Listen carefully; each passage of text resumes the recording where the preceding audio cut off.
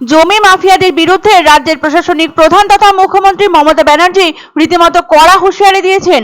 তা সত্ত্বেও ঠিক তার উল্টো দিকে মালদার কালিয়াচকে মধ্যবিত্ত এক পরিবারের ৩৫ কাঠা জমি দখলের অভিযোগ উঠল তৃণমূল দলের গ্রাম পঞ্চায়েত প্রধানের স্বামী ও তার দলবলের বিরুদ্ধে।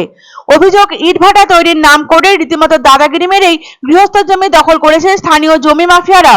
ঘটনাটি ঘটেছে কালিয়াচক থানার রাজনগর গ্রাম পঞ্চায়েতের ভবানীপুর এলাকায়। ইতিমধ্যে ভূমি রাজস্ব দপ্তর, কালিয়াচক থানা থেকে শুরু করে পুলিশ সুপার এবং জেলাশাসকের কাছে লিখিত অভিযোগ জানিয়েছেন ওই জমির মালিক পোদ্দার পরিবার, কিন্তু এ ব্যাপারে কোনো সাহায্য মেলেনি পুলিশ ও ভূমি রাজস্ব দপ্তরের তরফ থেকে। শেষমেশ মুখ্যমন্ত্রীর কাছে গিয়ে অভিযোগ জানানোর দাবি করছেন কালিয়াচকের পোদ্দার পরিবারের সদস্যরা। দলের গ্রাম পঞ্চায়েত ও প্রধানের বিরুদ্ধে এমন চাঞ্চল্যকর অভিযোগ উঠে আসায় রীতিমতো অস্বস্তিকর পরিস্থিতির সম্মুখীন হয়েছে জেলা তৃণমূল নেতৃত্ব। এ ব্যাপারে তৃণমূলের জেলা সহসভাপতি শুভময় বসু জানিয়েছেন, অভিযোগ যদি প্রমাণিত হয়ে যায় সেক্ষেত্রে দল কোনোভাবেই অভিযুক্তের পাশে থাকবে না।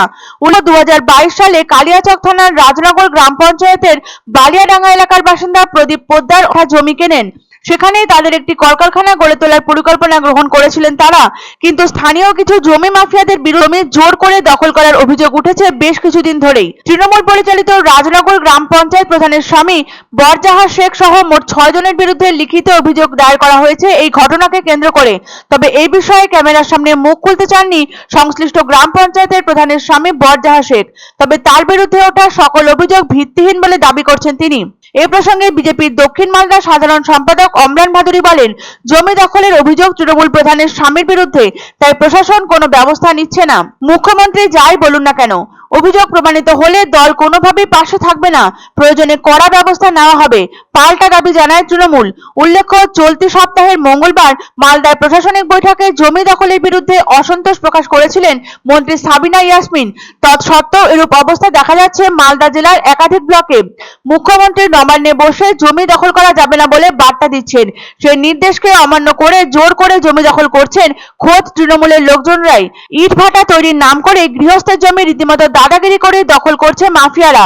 এক্ষেত্রে প্রত্যক্ষ মদত রয়েছে স্থানীয় তৃণমূল নেতার। এই ঘটনাকে কেন্দ্র করে উত্তেজনা ছড়িয়ে পড়েছে মালদার কালিয়াচকের ভবানীপুরে। ইতিমধ্যে তৃণমূল নেতা সহ মোট 6 জনের বিরুদ্ধে লিখিত অভিযোগ দায়ের করা হয়েছে।